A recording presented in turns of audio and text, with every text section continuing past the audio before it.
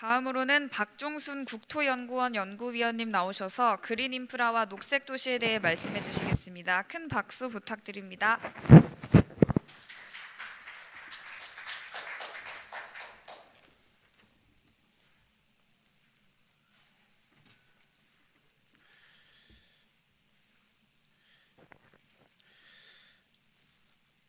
네, 미세먼지 저감과 코로나 시대 그린 인프라 녹색 도시 발표를 맡게 된 국토연구원의 박종순입니다. 원래 이 주제가 바람길과 녹색 도시였는데 좀 더 포괄적인 의미에서 이 그린 인프라와 녹색 도시로 약간 수정이 되었습니다. 오늘 제가 발표드릴 목차를 말씀드리겠습니다.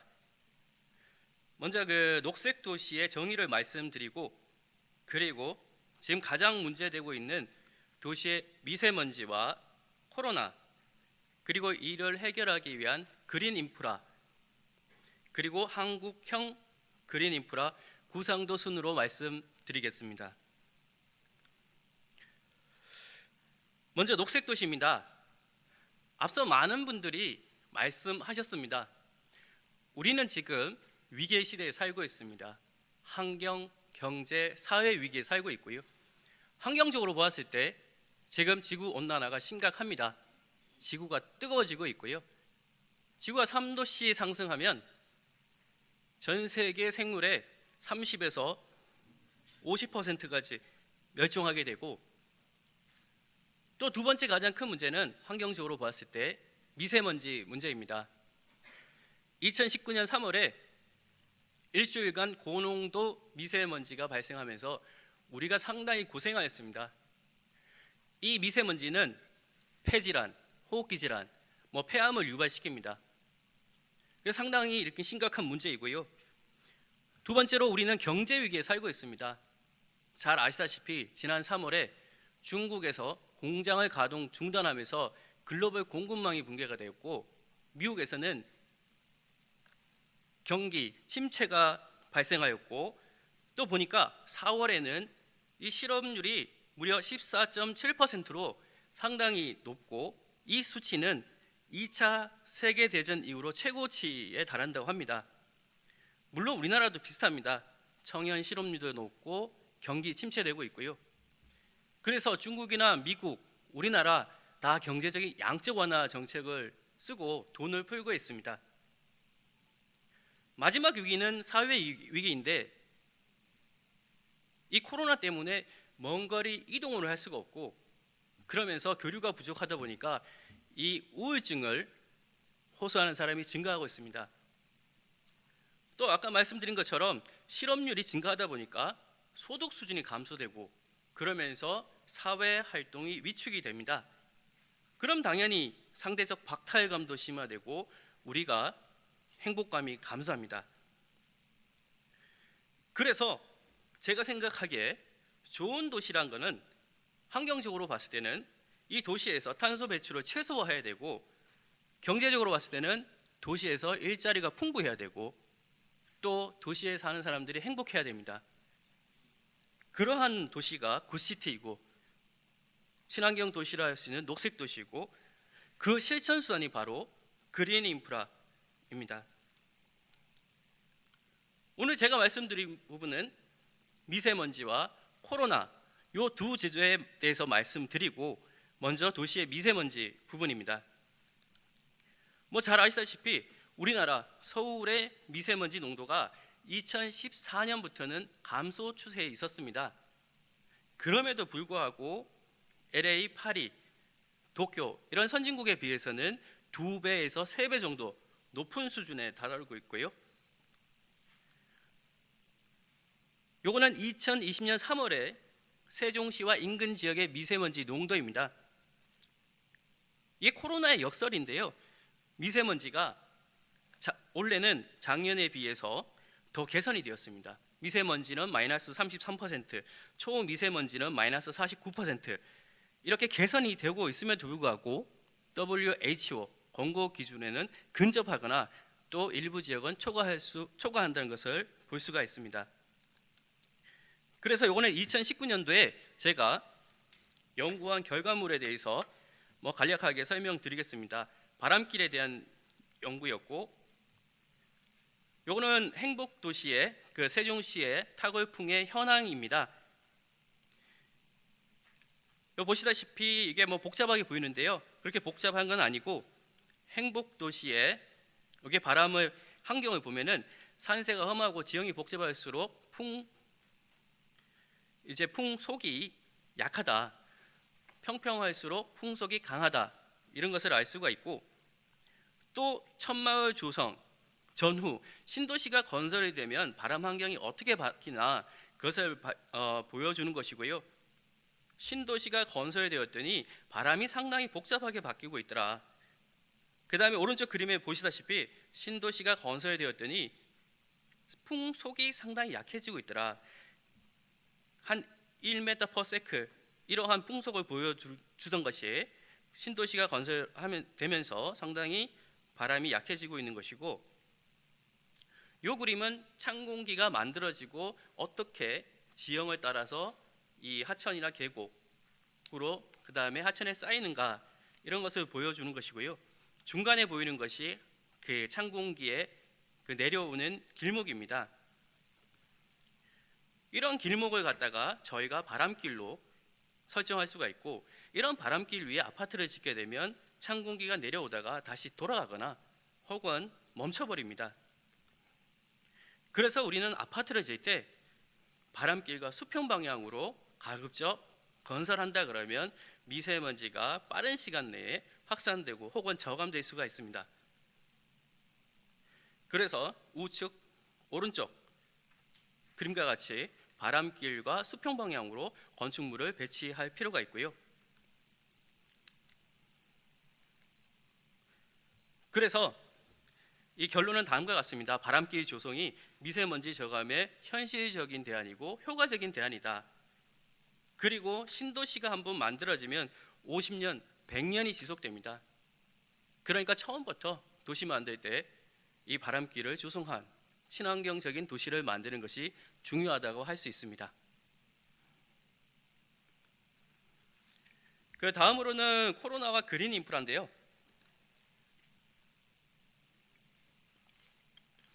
코로나의 원인은 공간적 요인과 비공간적 요인으로 구분할 수 있고요. 공간적 요인은 산업화 도시화, 화석연료 사용, 이런 거를 이제 요인으로 들 수가 있는데, 산업화, 서식지가 파괴되었더니 야생동물과 우리가 접촉할 기회가 증가하게 되고요. 그러면서 자연공간에 있던 바이러스가 우리 인간에게 올 수가 있고, 또 도시화가 되면서 이 도시 내에서 급속하게 인구가 밀집되어 있으니까 1차 확산, 2차 확산 이렇게 급속하게 퍼질 수가 있고요. 또 화석연료 사용하면서 기후변화가 되고, 그러면서 이 바이러스 매개체라고 할 수 있는 모기 같은 이런 바이러스 매개체가 넓은 지역, 지리적 공간을 차지하고 혹은 생존 기간이 증가할 수가 있습니다. 이러한 것이 공간적 요인이고, 이걸 좀 더 도시화하면 이 자연 공간에 있던 바이러스가 동물로 들어오고, 그러면서 촌락이나 인구 희박 지역에 왔다가 이게 도시로 이제 들어오게 되면 급속하게 확산될 수가 있습니다. 그래서 아까 대구 경북연구원의 원장님도 말씀하셨듯이 코로나에 대응하는 방안은 세 가지가 있습니다. 화학 백신, 사회 백신, 생태 백신이 있고요. 이 화학 백신 같은 경우는 병원에서 만드는 백신이고, 사회 백신은 사회적 거리두기, 생활 속 거리두기, 이러한 사회 백신, 생태 백신은 이 자연은 스스로 치유력을 갖고 있고요. 이러한 자연의 치유력을 활용해서 감염병을 예방하는 것입니다. 그래서 생태 백신에 대해서 좀 더 알아보기 전에 국내외 사례를 한번 살펴보겠습니다. 먼저 미국인데요. 여기 한번 그림을 한번 보시면 사람들이 동그란 원 안 속에서 휴식을 취하고 있고, 이 원들 간의 간격은 2m라고 합니다. 그리고 미국에서는 이러한 그 도시계획에서 보건이나 공중보건, 사회복지에 관심을 가지고 있고요. 이렇게 이 원이 이렇게 2m 간격으로 있으니까 이러한 공원 녹지의 수요가 상당히 많다, 수요가 증가한다는 것을 알 수가 있고요. 요거는 독일의 사례인데, 독일에서는 이러한 일반 도로를 자전거 도로로 전환시켰습니다.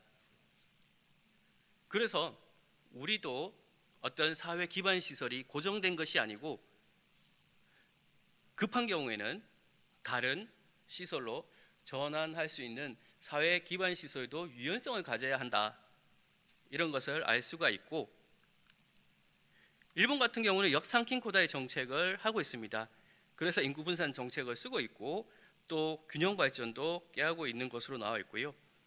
아까 요건 홍콩인데요. 약간 특이합니다. 아까 바람길과 연계가 됩니다. 홍콩에는 이미 2003년도에 증증 급성 호흡기 증후군이 발생을 하였고, 그러면서 도시의 통풍 환경 개선에 대한 연구가 있었습니다. 그러니까 도시 내에서는 이러한 바이러스가 있는데, 이러한 바이러스 병원균을 도시 외곽으로 보내기 위해서 이 바다에 있는 신선한 공기를 도심으로 끌어 들어오는 그런 연구가 진행되었고요.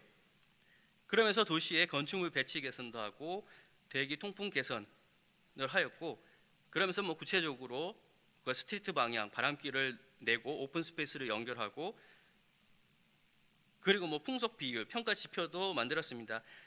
지상 풍속과 상층부 풍속을 비율로서 그 정량적인 지표도 만들고 하였고, 그 다음에 우리나라 사례입니다. 우리나라 지금까지 굉장히 모범 국가고요. 앞으로도 그럴 것입니다.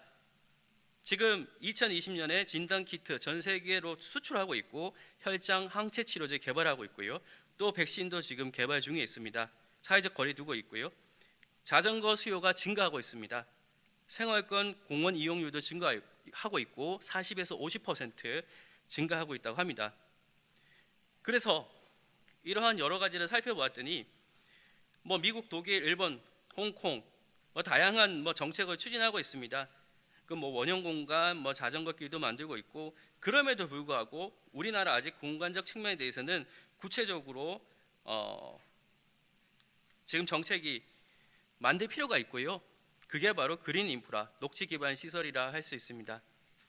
그래서 그린 인프라 살펴보면 이 그린 인프라와 그 유사한 개념인데요. 그게 생태축입니다. 이게 어떻게 차이가 있냐면, 생태축은 그 자연 공간에 대한 어떤 생물 다양성 보존을 목적으로 지정하는 지리적 공간입니다. 생물의 다양성이라 하면 종의 다양성, 유전자의 다양성, 서식처의 다양성 이렇게 구분하는데요. 이러한 자연 공간을 어떻게 생물 다양성을 보존할까? 생태축을 지정해서 보존하는 것이고요. 그린 인프라는 도시에서 만들어가는 자연이라 생각하시면 되겠습니다. 그래서 사람과 야생동물에게 편익을 제공하는 그런 용도고요. 그러면 그린 인프라와 생태축 왜 중요하냐면 생태계 서비스를 제공하기 때문입니다. 그린 인프라와 생태축은 우리에게 다양한 혜택을 제공하고요. 공급, 조절, 문화 이러한 서비스를 제공합니다. 우리는 자연에서 물도 없고 식량도 없고 약도 없습니다. 그 다음에 자연에서 레저를 즐기고 휴양을 취하고, 그 조절 서비스 이 부분이 중요한데요. 여기서 질병 통제라는 부분이 있습니다. 구체적으로 파츠라는 분은 생태계는 전염성 질환의 전파 조절하는데 중요한 역할을 담당하고 있다라고 했고, 실질적으로 그 선행 연구들 봤을 때 도심에서 이 모기 개체 수를 조절하게 되면 감염병이 발병 확률이 감소하고 있다. 빗물 정원, 이거는 이제 가로수 밑에 투수성 지반인데요. 이 빗물 정원을 조성했더니 홍수가 예방이 되고 오염균도 차단되고 있다. 그 다음에 우리가 햇빛을 보면 비타민 D를 얻습니다. 이 비타민 D가 우리의 면역력을 개선시킬 수 있습니다. 그래서 그린 인프라는 이 생태계의 조절 서비스를 제공하고 이 감염병을 예방할 수가 있습니다. 그래서 앞으로의 이 그린 인프라는 어떻게 조성해야 되는가, 정책과 사업을 추진할 때 어떠한 방향으로 가야 하는가. 먼저 아까 말씀드린 것처럼 환경 보건 문제 해결해야 합니다. 미세먼지와 코로나에 대응해야 되고요. 두 번째, 그 지향점으로는 아까 말씀드린 것처럼 경제 위기 극복하기 위해서는 대규모 재정 투자 필요하고, 그 다음에 생태계 서비스를 도시민에게 골고루 제공해서 불평등을 완화시켜야 되겠고요. 그러려면 공원 녹지에 대한 접근성을 개선해야 되고, 또 지금까지는 BC 이러한 경제적 효율성을 위주로 사업에 대한 평가가 있었습니다. 그러나 생태계 서비스, 자연이 우리에게 주는 이 혜택까지 고려해서 이것도 어떤 사업을 평가하는데 같이 척도해 둬야겠다라는 것이고요. 그리고 아까 말씀드린 것처럼 이 녹색 일자리나 취약계층에 대한 배려도 있어야겠다. 그래서 이러한 자연 공간을 보존하고 각이는 그린 인프라, 바람길을 조성해야 된다는 정책이 나왔고요.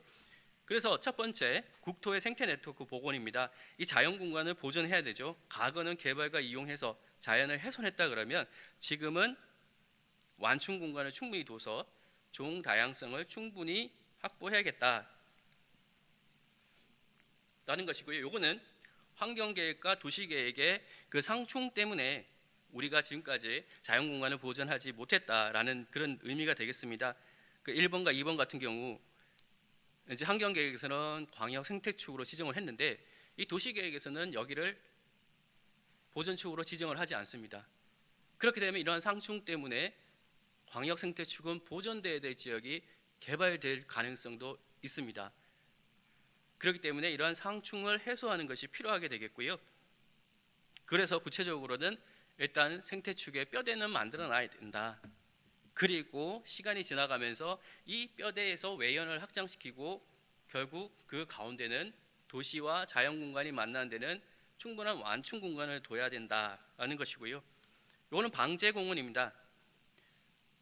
우리가 지금까지는 공원은 휴양가, 휴식가, 레저 공간인데 이거를 넘어서서 응급 상황이나 코로나 같은 응급 상황에서는 이 방제 공원으로 활용할 수 있도록 해야 된다는 것이고요.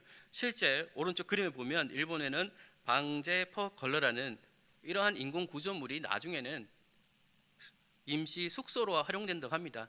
그 아래쪽 그림 보면 뉴욕에서 이러한 공원 녹지 위에다가 임시 병동도 만든 사례가 있습니다. 그렇기 때문에 우리나라도 이런 생활권별로 방제 공원을 만들고 나중에 선별 진료소나 생활치료센터로 만들어야 되겠고요. 그래서 이 공원에다가 상수도, 하수도, 전기, 통신시설, 심지어는 의료시설까지 갖출 수 있는 그런 방제공원이 있어야 된다. 갖추고 있는 그런 방제공원이 있어야 된다는 것이고요. 그 다음에 선형공원, 아까 교수님께서도 이 선형공원에 대해서 말씀을 하셨고요.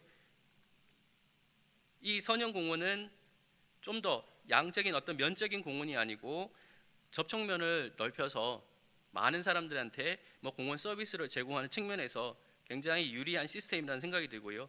그래서 산림, 공원, 하천 이런 것을 연결하는 선형공원을 만들어야 된다는 것이고 여기서는 걷기, 자전거 타기 이런 어떤 선적인 야외 활동도 할 수가 있고 그러면서 사람들이 많이 활동을 할 수 있으니까 상권 활성화에도 도움이 될 수 있습니다. 그래서 이러한 선형공원을 만들기 위해서는 이제 지금 우리나라에서는 공원 녹지 기본 계획이 수립 중인데 이러한 부분을 공원 네트워크 계획이나 공원 녹지망 계획이나 이러한 계획으로 조금 바뀌어야 된다라는 생각이 들고요. 네 번째는 아까 바람길입니다. 말씀드렸지만 홍콩에서는 바람길을 통해서 바이러스균을 도시 외부로 내보냈다. 아까 세종시에서도 이런 그 바람길의 미세먼지 저감에 효과적이었다. 이런 내용이 있었던 것처럼 바람길을 조성을 해야 되겠고요. 그러려면 구체적으로 도시계획 단계별로 조사 작성 평가, 시행 단계별로 바람길을 도입할 수 있는 방안을 모색해 봐야 됩니다. 그래서 오늘 최종 정리입니다. 이 도시와 자연 공간이 있다 그러면 이 자연 공간은 생태축으로 연결해서 가급적 보존을 해야 된다. 그리고 도시와 이 자연 공간 사이에는 충분한 완충 녹지를 두어서 시민들에게 자연 체험이나 학습을 할 수 있도록 하고 이 도시에서는 생활권별로 방제공원도 만들고 선형공원도 만들고 바람길도 만드는 이러한 구상을 할 수가 있고요. 그래서 방제공원 사회적 거리두기 평시에는 하다가 응급 상황에 이제 활용하고 선형공원 선적인 야외 활동하고 하천 같은 곳은 생태 복원을 해서 이 바람길을 만들고 이게 결국에는 이게 전체적인 큰 그림입니다. 어떻게 되냐면 이게 오른쪽이 시간축, 밑으로 갈수록 공간축인데 건축물 단위에서는 뭐 기후변화 대응하기 위해서 옥상 녹화, 벽면 녹화 이런 걸 하다가 그 다음에 생활권 방제 공원을 만들어야 되겠고요. 하천의 생태 복원을 하고 그리고 이러한 공원들이 모여서 결국은 파크 커넥터 같은 선형 공원을 만들고 그러면서 결국은 상강 바다가 연결되는 국토 생태축을 연결하는 것이 바람직하지 않을까 생각합니다. 그래서 코로나와 미세먼지 해결하기 위해서는 도시의 그린 인프라가 풍부해야 되고 이 그린 인프라가 풍부하면 굿시티와 녹색 도시가 될 수 있습니다. 예, 감사합니다. 예, 박수진 박사님 감사합니다. 몇 가지 질문이 들어왔는데 간단하게 네, 네. 감사하겠습니다. 첫 번째 질문, 두 번째 질문 간단하니까 묶어서 먼저 말씀드리겠습니다. 여의도나 영산 같은 빌딩 숲을 거닐다 보면 평지보다 바람이 세게 부는 것을 느낄 수 있습니다. 이른바 그 빌딩에서 부는 바람인데요. 이런 바람과 발표자가 말씀하신 바람길에는 어떤 차이가 있냐는 질문이 있었고요. 이미 만들어진 기존 도시는 그런 바람길 조성이 가능하냐 이런 질문이 있었습니다. 두 가지 먼저 답변해 주시고 세 번째 질문 답변해 주시면 되겠습니다. 예, 빌딩 숲에서 그 빌딩에서 부는 바람은 빌딩 사이에서 부는 바람은 아주 미시적인 규모의 도시 차원에서의 바람이고요. 제가 오늘 말씀드렸던 세종시의 이 바람길은 뭐냐면 밤이 되면 이제 공기가 냉각이 됩니다. 산에 있는 공기가 냉각이 되고 먼저 냉각이 되고 그러면 이 냉각된 공기는 중력 방향으로 내려오게 됩니다. 하천과 계곡을 따라서 중력 방향으로 내려오게 되겠고 그러면서 이 야간에 부는 미미한 그 바람이 이제 도시의 그 대기를 이제 깨끗하게 할 수 있다. 그런 측면에서의 바람길입니다. 그래서 약간 그 빌딩 숲에서 부는 바람과 제가 말씀드렸던 요 바람길, 찬 공기의 흐름은 약간 차이가 있는 것이고요. 그 두 번째 기존 도시에 어떻게 바람길을 도입할 수 있나 질문을 하셨는데요. 일단은 기존 도시에 바람길을 도입은 이제 우리가 도시 재생을 하거나 또 신도시를 만들 때 어떤 오픈 스페이스를 이제 확보를 하는 차원에서 이 바람길이 필요할 것 같고요. 기존 도시에서는 오픈 스페이스를 확보하기 때문에 약간 한계가 있지 않을까라는 생각은 듭니다. 그래서 우리가 이제 기존 도시에서는 어떤 한계가 있으니까 그 신도시를 그 개발할 때나 또 도시 재생을 할 때 지금까지 우리가 그 계획 우선순위에서 16번째 있었다고 합니다. 그래서 바람길이 도입되지 못한 측면이 있었고요. 그렇기 때문에 앞으로 16번째 있었던 우선순위를 좀 더 상위로 갖다 놓는 노력이 있어야 되지 않을까 생각합니다. 네, 감사합니다. 예, 이어지는 질문인데요. 미세먼지 문제는 이미 마스크 착용 등 개인 리스크가 될 것 같습니다. 만약에 바람길 조성대로 신도시를 만들거나 기존 도시 모델링한다면 언제쯤 미세먼지 효과가 나타날 것으로 예상되시나요? 어려운 질문입니다. 여기 그 답변 얘기 다. 네네네.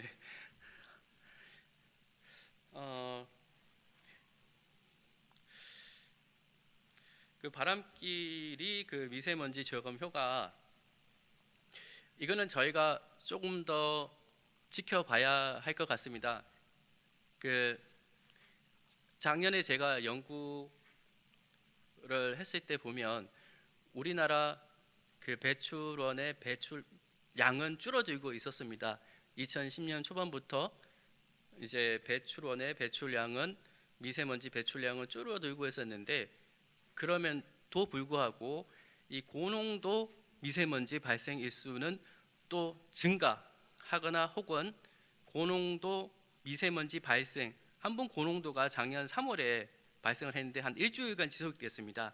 그때가 상당히 힘들었는데 그때 우리가 만약에 바람길을 조성을 했다 그러면 그 기간이 좀 더 짧아질 수 있지는 않았을까 그런 생각을 해봅니다. 이 부분은 앞으로 올해 2020년은 약간 코로나라는 특수한 상황으로 인해서 약간 경제 활동이 위축이 되면서 그 미세먼지가 마이너스 30에서 50%까지 감소했는데 내년에는 또 어떻게 될지 모르겠습니다. 앞으로 그 추세를 보고 바람길을 조성한 도시와 그렇지 않은 도시를 비교해 보면서 이 바람길의 미세먼지 저감 효과를 모니터링할 필요가 있다고 생각이 듭니다. 예, 감사합니다. 박수훈 박사님 수고 많으셨습니다. 네, 귀한 말씀 나눠주신 박종훈 연구위원님께 박수 부탁드립니다.